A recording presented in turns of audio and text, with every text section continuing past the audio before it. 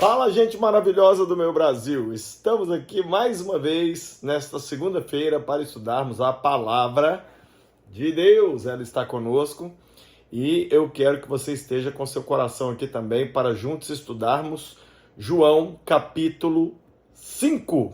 Já estamos no capítulo 5 do Evangelho de João e queremos ministrar a palavra de Deus para você. Por isso eu queria que você divulgasse essa live, chamasse todo mundo para participar com a gente, porque eu creio que vai ser abençoador para todo mundo. Já pega aí papel e caneta para você anotar o que vamos falar, porque em João nós vemos os famosos discursos de Jesus. São discursos maravilhosos, a maioria deles não aparece nos outros três evangelhos, Mateus, Marcos e Lucas, mas nós vamos aprender muita coisa bacana aqui. Então já se prepare aí, porque eu já estou preparadíssimo aqui, e nós vamos começar agora com João capítulo 5, verso 1. Diz assim a Bíblia: Algum tempo depois, Jesus subiu a Jerusalém para uma festa dos judeus. Jesus era um cara festeiro. Jesus sempre foi festeiro. Ele é tão festeiro que ele comprou uma briga com o inferno, com o diabo, para levar as pessoas para uma grande festa no céu um dia. Não fique de fora. E o texto diz, verso 2, há em Jerusalém, perto da porta das ovelhas, um tanque, que em aramaico é chamado de Betesda, tendo 5 entradas em volta. Ali costumava ficar grande número de pessoas doentes e inválidas, cegos, mancos e paralíticos. Eles esperavam por um movimento das águas. De vez em quando, descia um anjo do Senhor e agitava as águas. E o primeiro que entrasse no tanque depois de agitadas as águas era curado de qualquer doença que tivesse. E um dos que estava ali estava paralítico há 38 anos. Quando o viu deitado e soube que ele vivia naquele estado durante tanto tempo, Jesus lhe perguntou: você quer ser curado? Sabe o que eu acho interessante aqui? Nós vemos, antes de Jesus ir para a festa, ele passa no lugar que tem menos festa do mundo, no lugar que tem mais gente sofrendo, e para tentar levar mais gente para a festa com ele. Jesus é sempre esse amigo que quer nos levar para uma nova realidade. Então, ele passou nesse tanque de Betesda, indo para a festa, e ele sabia que lá, olha o que tinha lá, gente paralítica, doente, inválido, cegos e mancos. Só tinha gente detonada. E ele passou lá para ver se ele conseguia levar algum deles para a festa com ele. Literalmente levar. E aí quando ele chegou ali, ele percebeu que tinha uma pessoa que estava sofrendo ali há 38 anos de paralisia. O texto não diz, mas eu creio que esse era a pessoa que estava há mais tempo doente. E o que eles esperavam? Tinha um tanque, quando as águas começavam a se mover, era porque o anjo do Senhor havia mexido as águas, e o primeiro que descesse nas águas era curado de qualquer doença que tinha. Jesus então chegou perto dele e fez a pergunta clássica, que ele faz para mim e para você hoje. Você quer ser curado? Sem frufru, sem contar história, sem tentar descobrir se é macumba, se é hereditariedade dos pais. Jesus chegou no ponto: você quer ser curado? Verso 7, disse o paralítico: Senhor, não tem ninguém que me ajude a entrar no tanque quando a água é agitada. Enquanto estou tentando entrar, outro chega antes de mim. Sabe o que a gente vê aqui? Uma desculpa e uma culpa colocada sobre os outros. Deus, sabe por que eu estou nessa condição? Nenhum pastor me visita. Ninguém na igreja se importa com ovelha pobre como eu. Sabe por que eu estou como eu estou? Meu pai e minha mãe não me amaram como deveria. Você pode ficar dando desculpa para Jesus o resto da vida. Agora, o que ele te perguntou não foi isso. Jesus não falou por que você continua paralítico. Jesus perguntou se você quer ser curado.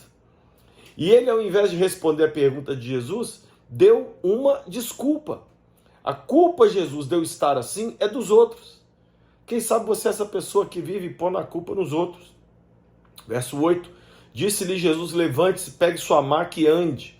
Imediatamente o homem ficou curado, pegou a maca e começou a andar. Ai, gente, que fantástico. Jesus simplesmente falou, vamos embora. Levanta aí. Eu não vim aqui ouvir sua história, eu vim aqui mudar sua história. Jesus é a mesma coisa hoje com você, ele conhece sua história, ele só quer mudá-la. Imediatamente o homem ficou curado, pegou a maca e começou a andar. Só que isso aconteceu num sábado. Ei! Eu tenho comigo que Jesus deixava para fazer os milagres no sábado, que era para dar confusão.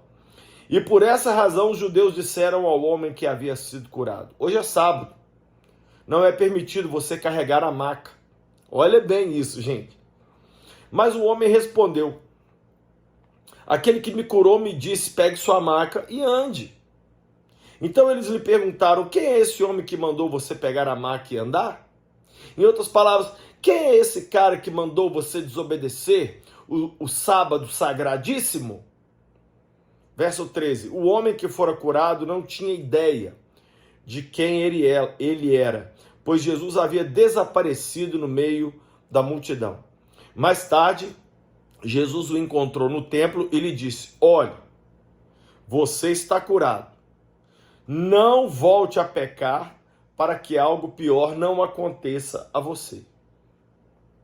O homem foi contar aos judeus que fora Jesus que o tinha curado. O que nós percebemos aqui? Que essa enfermidade desse homem foi resultado direto de pecado.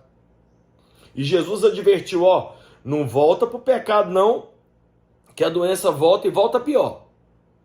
E aí, o que esse homem fez? Foi correndo contar para os religiosos que era Jesus que o havia curado. Verso 16. Então os judeus passaram a perseguir Jesus, porque ele estava fazendo essas coisas no sábado.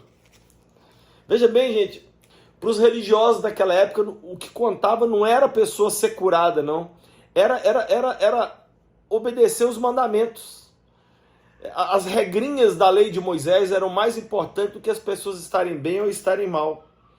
Verso 17, disse-lhes Jesus: meu pai continua trabalhando até hoje, e eu também estou trabalhando. Olha Jesus falando do pai dele. Por essa razão, os judeus ainda mais queriam matá-lo, pois não somente estava violando o sábado, mas também estava dizendo que Deus era o seu próprio pai, igualando-se a Deus. Olha aqui, gente, Jesus não é um profeta, não. Jesus não é um mestre, não. Jesus é Deus. Ele é o próprio Deus, ele é um com o Pai. O texto está claro que Jesus se equiparava, se igualava a Deus Pai.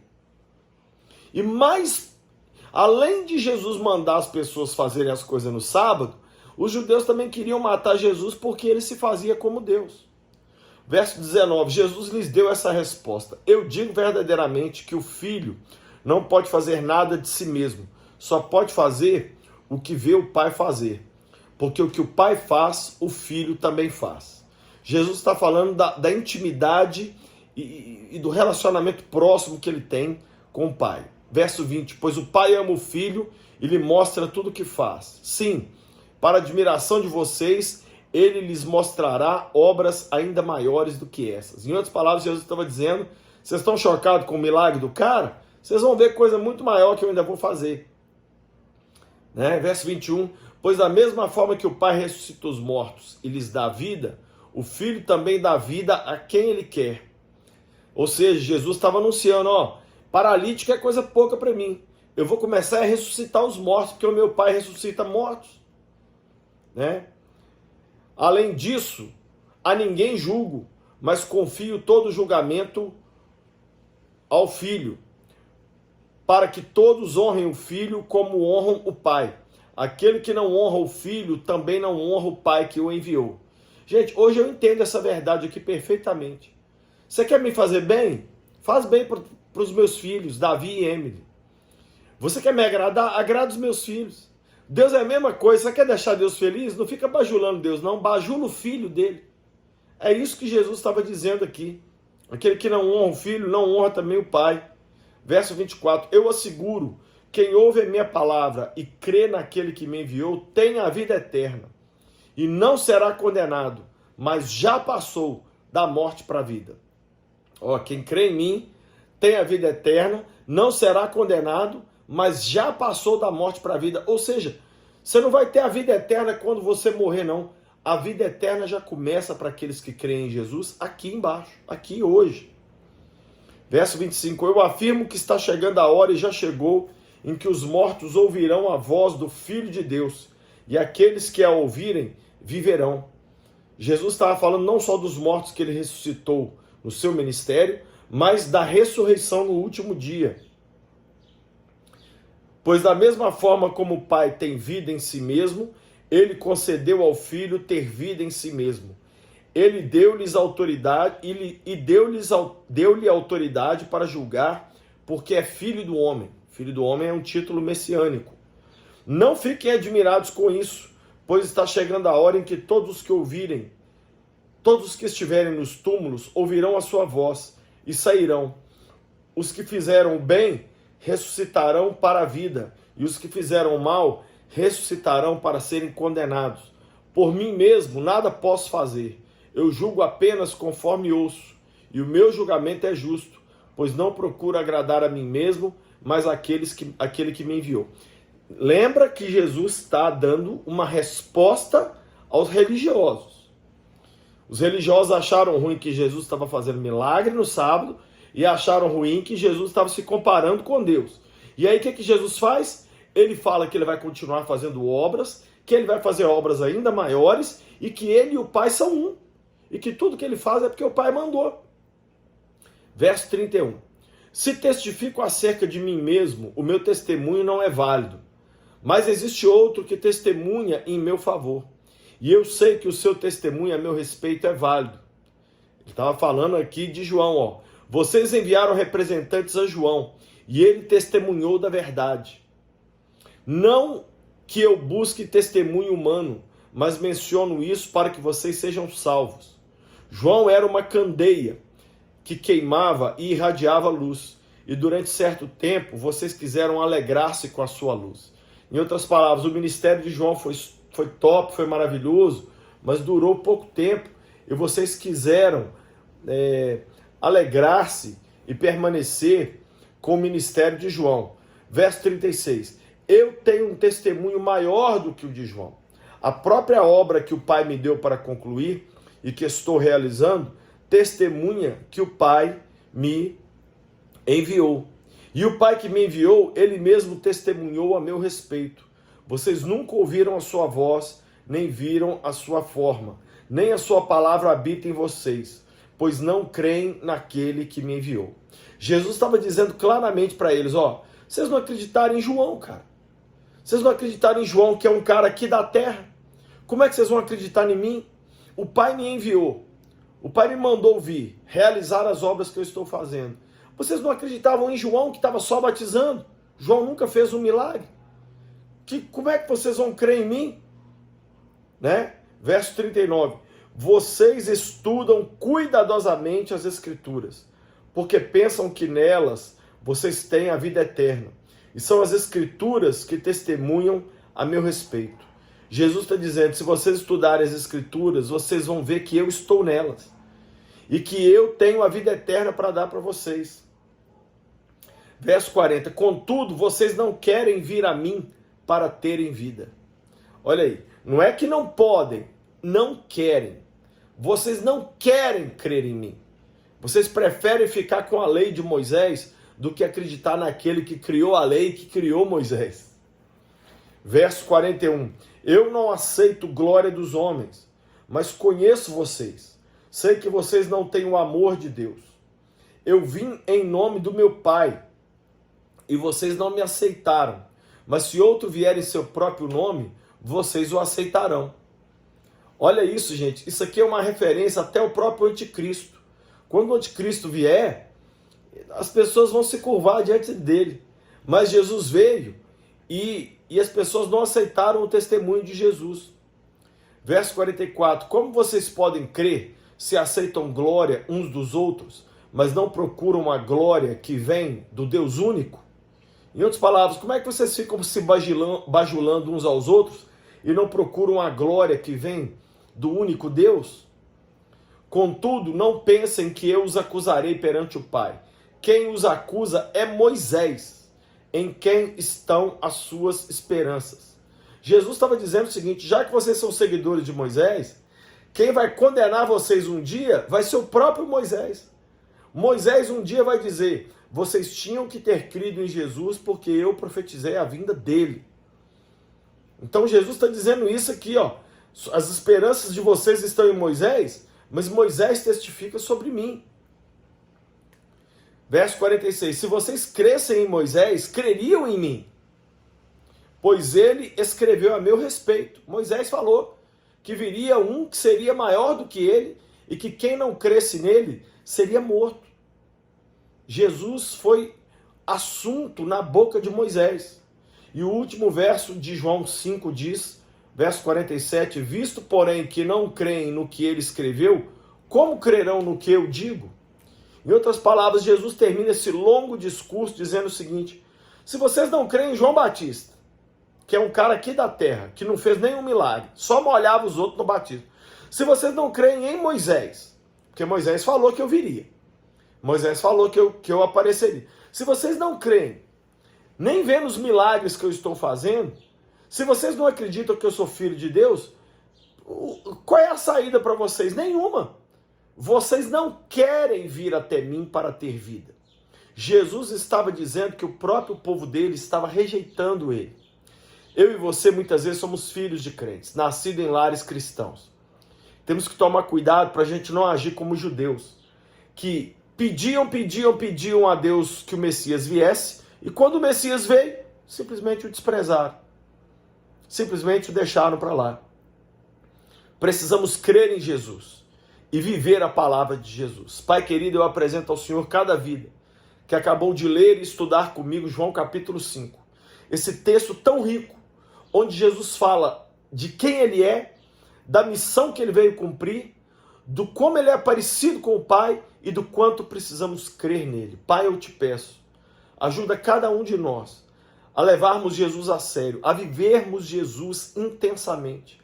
Não deixa levarmos Jesus como coisa qualquer para decidir depois. Não, que a gente viva Cristo hoje. Que a gente não seja como os judeus que ficaram tão... Jesus não era especial para os judeus. Pelo contrário, eles queriam matar Jesus. Pai, que possamos viver Cristo cada dia, sermos loucos por Ele, amá-lo. Eu entrego ao Senhor cada vida que está assistindo essa aula e te peço que nós possamos viver e amar a Cristo e obedecê-lo de todo o coração. No nome de Jesus. Amém. Amém. Eu estou muito feliz de dar essas aulas para vocês. Eu tenho crescido mais do que qualquer um. E eu queria que você colocasse aqui embaixo seus comentários, por favor. Para mim, isso é muito, muito, muito importante. Lembrando que hoje, segunda-feira, tem aula. Amanhã, terça-feira, 19 horas, tem aula aqui também. E quarta-feira tem aula também às 19 horas, mas nas quartas-feiras as aulas são somente para membros exclusivos do meu canal do YouTube. Para ser membro do meu canal do YouTube, basta clicar no botão. Você vai pagar o valor de R$ 14,90 por mês, que é nada, é uma quantia menos do que simbólica, e você vai ter acesso a todas as aulas que nós já tivemos para trás, desde o início de Mateus, e todas as aulas para frente. Então, torne-se membro do meu canal do YouTube correndo. Também quero que você passe na minha loja. Olha esse livro, Ivan. É a história de um soldado soviético que foi torturado por amor a Cristo, uma história real. Maravilhoso livro. Como Ser Cristão, do C.S. Lewis. Um dos livros mais impactantes que eu já li. 2 livros sobre saúde emocional. Reset para os homens e Refresh para as mulheres. Como viver uma vida abençoada emocionalmente no meio dessa cultura da correria e do estresse. Olha esse livro, Manual de Loucuras por Jesus. São 365 ideias para fazer loucuras por Jesus o ano todo. Tem o livro O Apóstolo Peregrino, que é uma história fantástica, uma ficção que eu escrevi. Tem o livro Loucos por Jesus, volume 1. São 60 histórias de homens e mulheres que marcaram o mundo com a sua fé. Tem um livro para quem trabalha com jovens, Loucos por Juventude. São 100 dicas práticas para você trabalhar com adolescentes e jovens. E tem um livro Louco Amor, do Francis Chan, que fala exatamente sobre esse amor de Deus tão maravilhoso. Todos esses livros estão na loja do lucinho.com.br. Lá também você tem camisetas, livros, pulseirinhas, bíblias, e nas compras acima de R$170, o frete é grátis para todo o Brasil. Quero também te convidar a ir conosco para Israel. Nós temos 2 caravanas todo ano para Israel. Quem sabe você não começa a sonhar isso aí para ir com a gente um dia. Faça o quê? Acesse hoje o site viajecomlucinho.com.br, leia lá os roteiros, veja lá a forma de pagamento, que a gente divide de várias vezes, e comece a orar sobre isso. E quem sabe você não nos dá a honra de vir conosco para Israel.